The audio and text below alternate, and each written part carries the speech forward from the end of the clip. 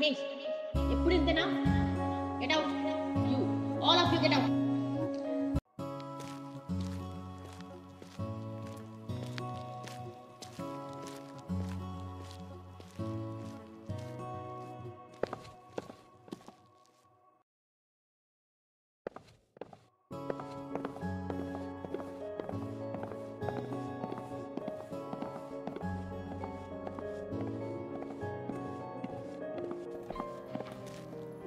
ఏంట్రా అలా కూర్చున్నావు ఒకటివే?